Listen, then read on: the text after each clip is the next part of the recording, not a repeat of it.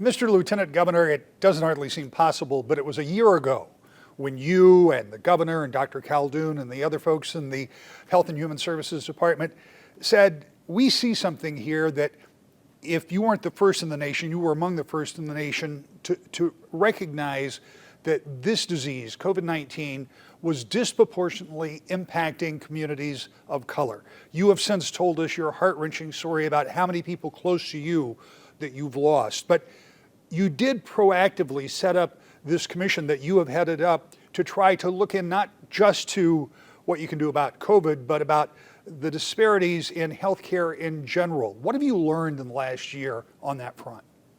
Thanks, Rick, for talking about this. This is really important to understand that journey that we've been on in the state of Michigan. We have worked to reduce the mortality rate disparity. And just to remind people how deep it was, Black Michiganders make up 13.6% of our population, but we accounted for 40+% of the people who died this time last year from COVID-19.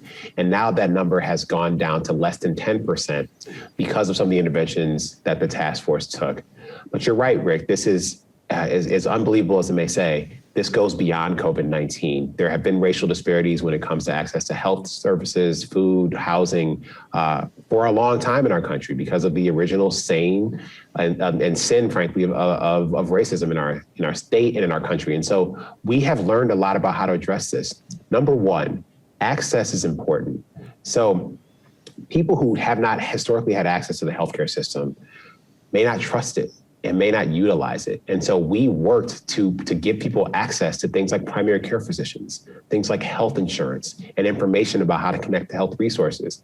That's gonna work for people regardless of a COVID-19 diagnosis or test result. Because if you have a heart condition, you're more likely to have a better outcome if you have a doctor. If you have diabetes, more likely to have a better outcome if you have a doctor and access to your insulin and other medical services. And so we worked on that access question through the task force. We also have supported community organizations. We're the only state in the nation that's really used Federal CARES Act dollars to rapidly invest in community organizations that were dealing with issues of housing insecurity, of food insecurity, of creating educational experiences for children with special needs who were learning remotely and not being served during the pandemic, to be able to address education access disparities and other kinds of challenges that exist in communities to make them more resilient to any public health challenge, including COVID-19. So we think that work will continue in our administration, will be baked into how the Health and Human Services Department and other departments function so that we can move forward and have more opportunity for everyone. As an aside, explain how difficult it is if you have a community that isn't used to going to see a primary care physician, that they haven't over a lifetime been used to making these appointments and accessing the system, even though the availability may be there. If they're not used to using it, if they're not used to setting up an appointment or traveling there, I mean, it's kind of a big learning curve, isn't it? Well, it is, because it's a different experience, Rick. And so what we tried to make that experience is accessible.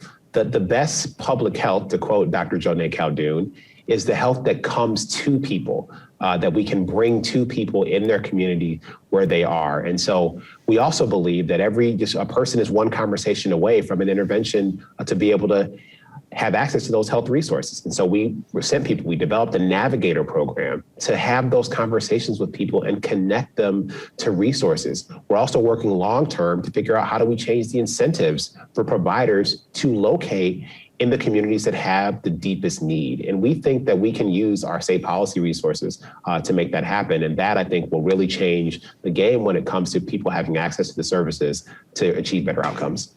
As important as these two things are that we've just been talking about, perhaps today, something that may be at least temporarily more important is getting people comfortable with taking the vaccine. And it's not just in minority communities, because we know that there is vaccine hesitancy in large numbers of people in the state. And that's a problem if you're trying to get up to that 70% that you and the governor have talked about.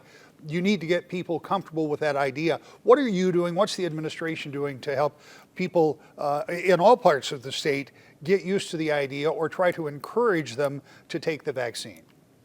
Well, this is incredibly important. One of the most important endeavors the state is taking on right now. In December, when the vaccines were first authorized by the federal government, our administration established the Protect Michigan Commission, which I'm proud to be one of the chairs of.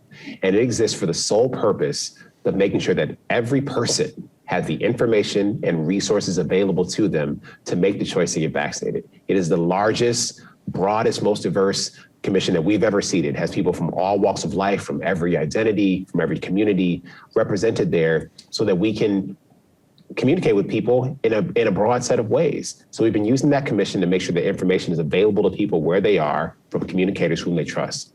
We also are asking people to use the power of their own example. People need to hear from those who have made the choice to get vaccinated to help them make that same choice.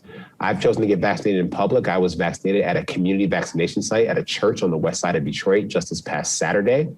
And it was great to see a church full of Black Michiganders lining up to get vaccinated. And we need to have those conversations about how it went, how it felt. You know, I got mine in my left arm. My arm was a little sore the next morning, and then I was good to go. And that made it clear to me that the vaccine was kicking in and it was working.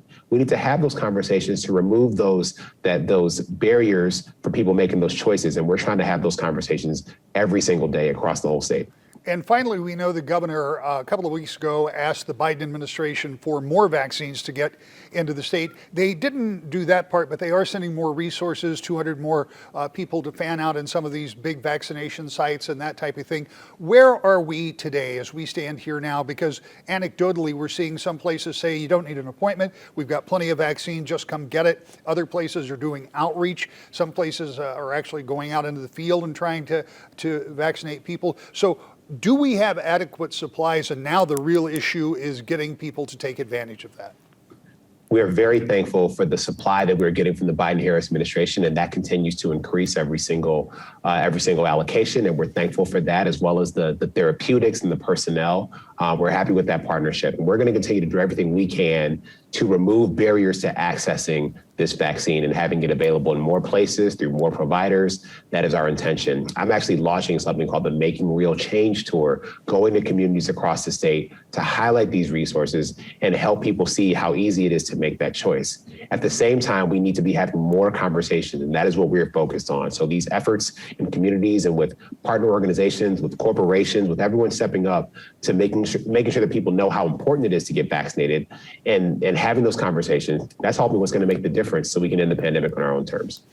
Mr. Lieutenant Governor, as always, we appreciate your time. Thank you, Rick. Take care, everyone. Please be safe.